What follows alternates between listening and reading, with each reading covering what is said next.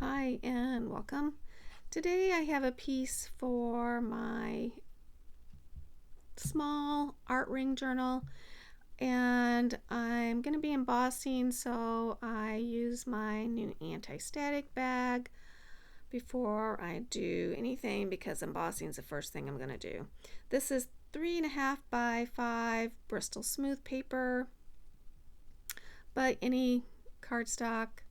I just like it best for distress inks is all. I'm using this Stampers Simon Says stamp just because it has a lot of text in it. I like that, and so I'm just using that and my Versamark stamp pad, and I like that because it's really good with adding your embossing powder or glaze. I usually try to clean it off real quick because I would think that would kind of maybe harden your plastic. I don't know for sure, but I always clean that right off. So I'm going to be using Tim Holtz Kitsch Flamingo embossing glaze on top of that.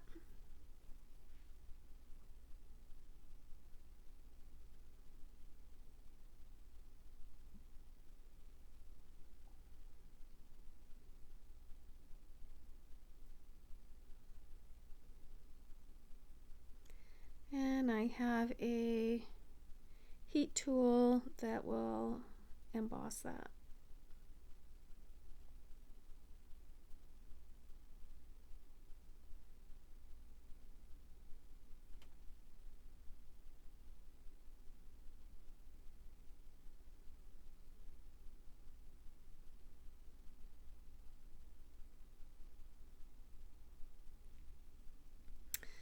And now I'm just going to start layering some distress inks.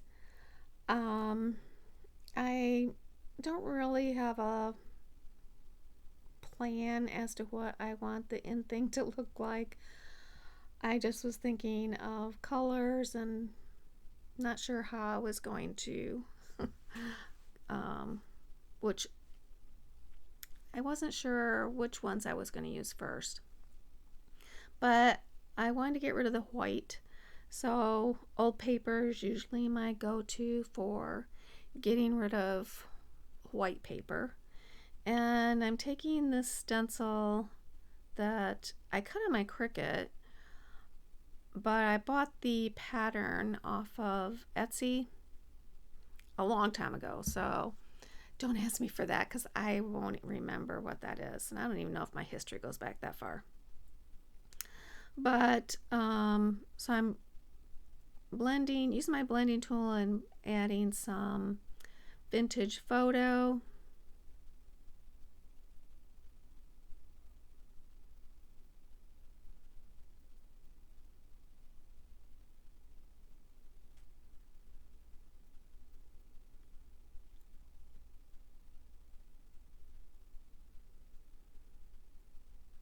So while I like the stencil, that wasn't doing it for me. I was thinking that I would kind of like that outcome and just wasn't doing it. So now I'm going drastic and I'm taking frayed burlap, which is kind of dark, and adding some water to it, and I'm just gonna smoosh it around, and hopefully that'll kind of blend in with the vintage photo.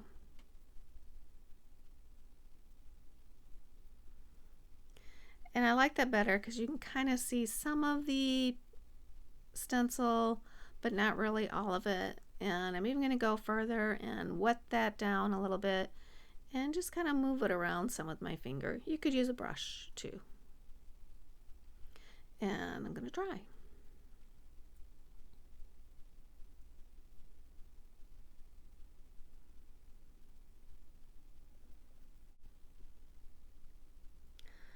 And I wanted to add a little more pink. So I've got this stamp I've had for a long time. It's from Rubber Dance, and I'm going to use some worn lipstick and just kind of stamp it in a few areas. I not necessarily want to see the pattern, but I don't want to not see it. So I do once I have it down, I do lighten it with some water.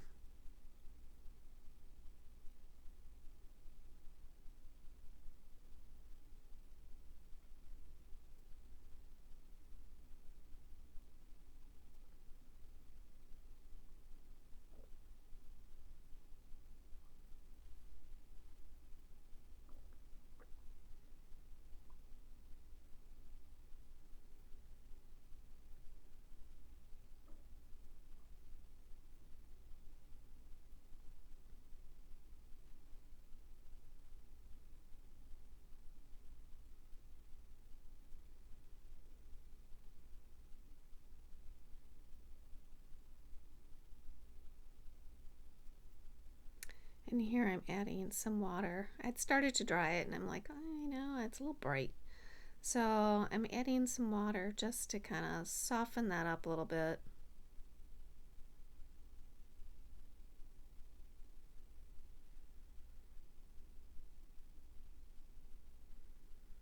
And if you spray water down and use paper towel, you can usually lift up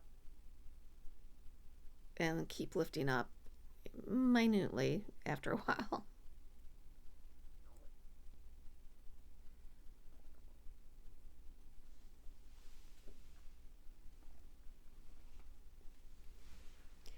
And I'm going to give it some vintage photo around, oh no, that's walnut stain around the edges.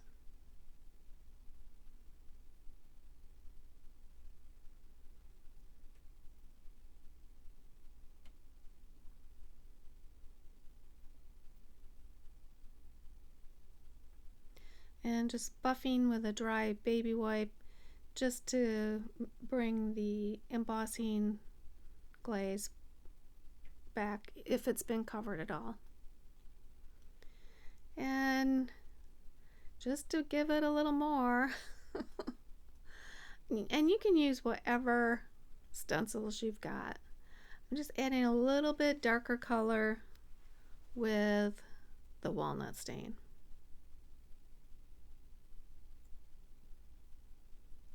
That is one of the nice things about mixed media, distress inks. You can just kind of keep adding until you like it. I mean, yeah, have I tossed some things? Yeah. And sometimes it goes into my scrap bin where maybe I'll just want a scrap of it. But a lot of times you can rescue it. You know, maybe it's not something you love at first, but after you've, added enough things, maybe it might not be the same as what you thought it was going to be in the beginning, but you like what it is now. So I'm taking this piece of paper. It's a Tim Holtz Idea-ology paper. I'm going to make a pocket to go on the front of the card. So I'm taking it just a little bit beyond the card on all three sides, cutting out the corners, and then angling the corners.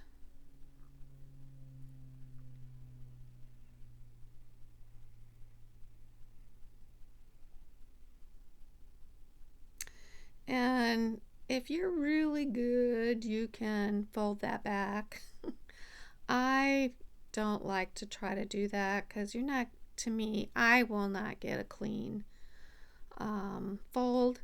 So I went for a, oh gosh, what's this tool called? I'm going to score it. And I did score all three sides. And then you can fold it easily once it's scored.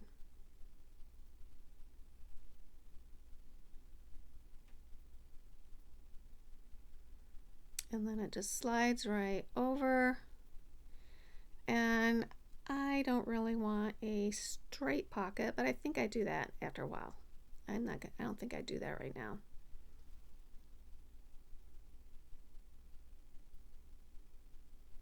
I think now I'm going to work on what's going to go. Oh, no, I am going to cut it or to rip it. I didn't want it to be straight. So I'm just going to rip it down so it's higher on one end and lower on the other.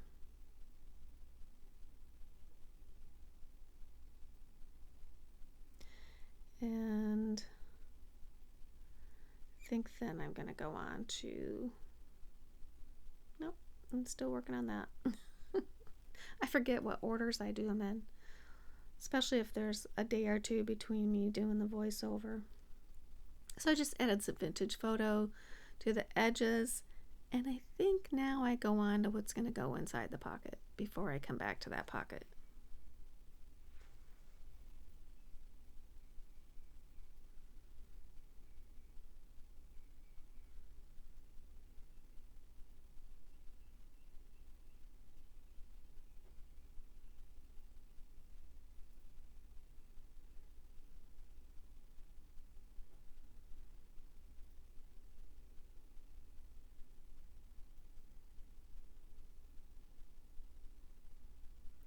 So I'm going to put something in that pocket. So I've got a few things pulled out. I don't end up using any of the flowers on my desk, but I do have this, it's a tag actually. It's in one of my digital downloads. You can print this tag. It looks like a receipt, but it's in the shape of a tag. But I liked the hues. The hues were very similar to what I've got going on. And so I just cut it down to the size I wanted. So it's now no longer a tag. And it's going to go inside this little frame. I typically always have some frames at the ready, whether they're book paper like this one is, and I'll cover a whole sheet with book paper. I'll put it on my Cricut and cut out a bunch of squares, or I might just have some blank squares that I'm going to cover with. I like to use the paper strips to cover squares with, so I might do that, but I usually have a bunch of squares. It wasn't very dark in there. I mean, you can see it better in person, but I thought I'd add a little stamp to go inside the square. And I'm gonna add some things to the edges of the square. The first thing is a number strip from Tim Holtz. I've added some distress ink to all the sides, and this is just a piece of scrapbook paper that's got a bunch of text, like handwriting on it, and so I'm just going to put that in the corner.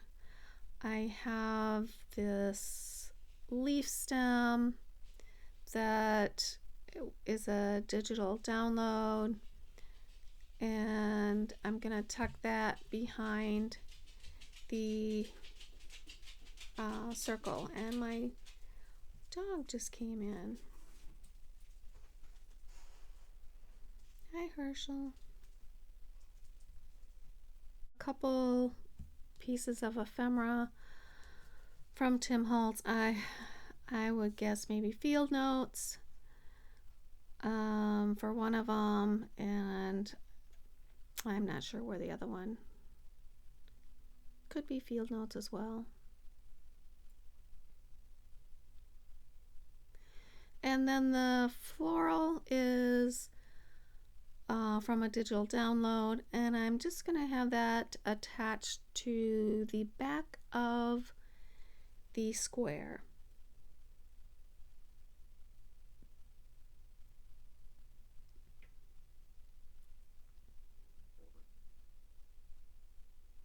So when tucked in, you're not going to see everything on the square, but when you remove it, you'll see it.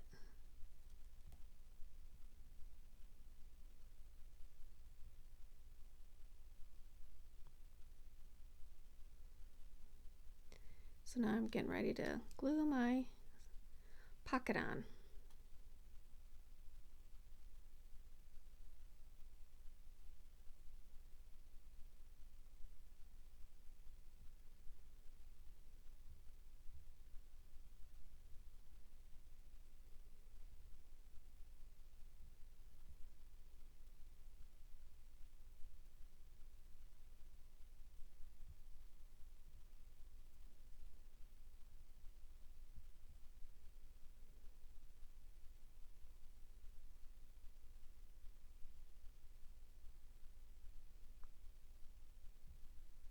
And just make sure it's secure.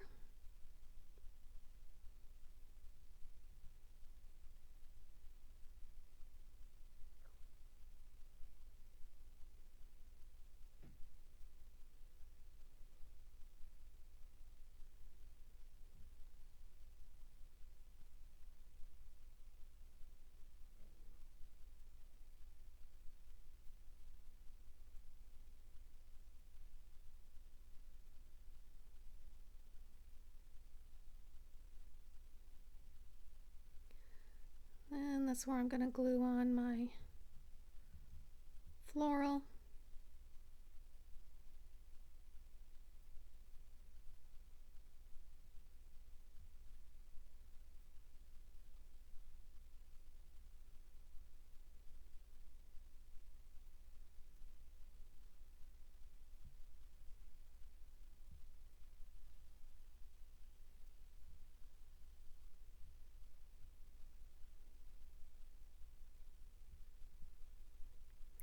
I'm going to put a couple things on top of the pocket and some of my homemade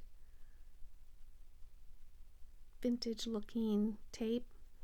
Putting one little piece on my pocket insert, and then a couple pieces on the outside of the pocket. A lot of Tim Holtz papers have what looks like a image of old tape on it, so I often will take some of my tape and just put it on where he's got it. So the first one is kind of where there already was a mark, and the second one I just added on the side there.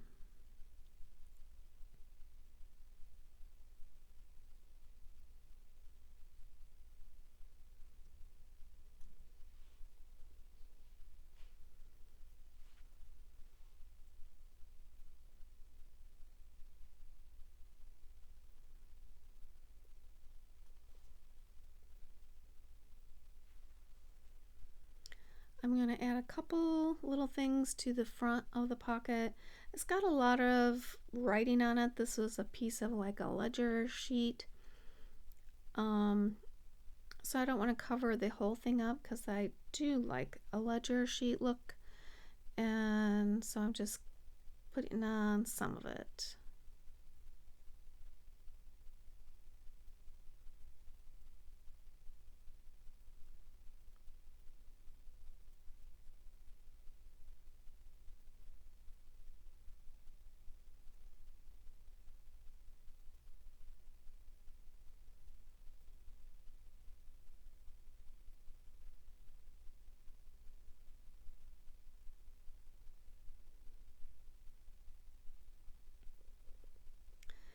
And I think I have one last thing I want to add, and these are Tim Holtz. I forget what those are called. Let me look.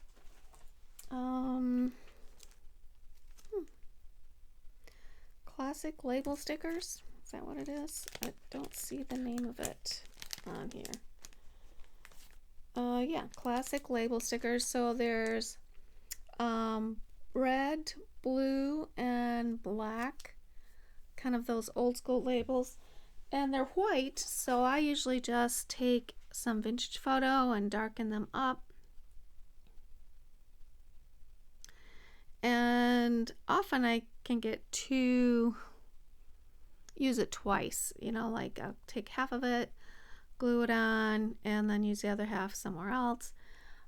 But this time I didn't get it quite far enough away to be able to really use anything substantial, so I was going to fold it over, and it was so small it wouldn't fold very well, so I did end up cutting it and then just sealing the end with some vintage photo. And I add a little stamp to that from, I think that is from Field Notes.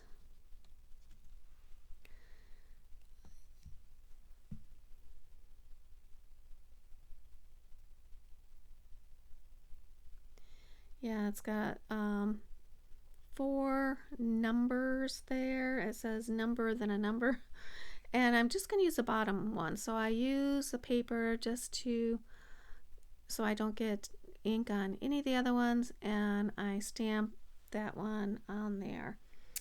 And I believe that is it. Now, I didn't punch my hole for my ring on camera, but it is going to go on my ring. So if I ever do a flip through, you'll see it there. But that is it. I hope you like it. I got some final pictures coming up. Give me a thumbs up if you do like it, and subscribe if you haven't already. Other than that, have an awesome day.